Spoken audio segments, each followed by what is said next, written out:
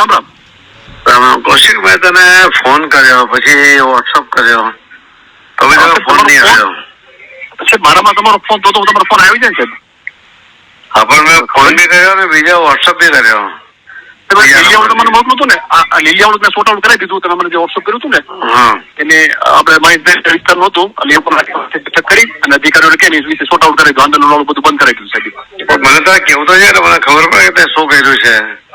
હા સાહેબ, એટલે સોરી સાહેબ મેં સામે પણ એ લીલિયાવાળું સાહેબ મને વોટ્સઅપ કર્યું તરત મેં તે દિવસે અધિકારીઓ છે ને તમારા કિલ્લાના કાંકરા છે ને આખો કિલ્લો એક સાથે નહીં પડતો, ધીમે ધીમે પડે. હા સર. એટલે તું જો આ રીતે ધ્યાન નહીં આપશે ને તમારા વિસ્તારમાં, એક સમય હતો ને કે તારી ચાપ સારી હતી, ધીમે ધીમે બગડતી જાય છે. ના સર, હું તને કહું છું ને, મને તો મારો કોઈ મતલબ નથી.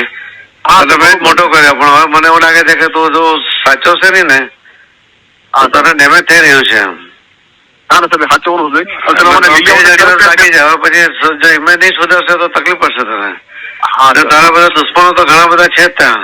અહીં તો સાહેબ બધા જ છે, ચારે બાજુ જ છે મોટા નેતાઓ બધા. તું બી તો મને લાગતું કે તું એટલો સક્રિય એટલે ચિંતિત હોય. નહીં સાહેબ, પૂરેપૂરું સક્રિય રહે નહીં આવી જાઓ કે તમને કોઈ એ નથી કરવાનું એવું નહીં માનો. ના ના.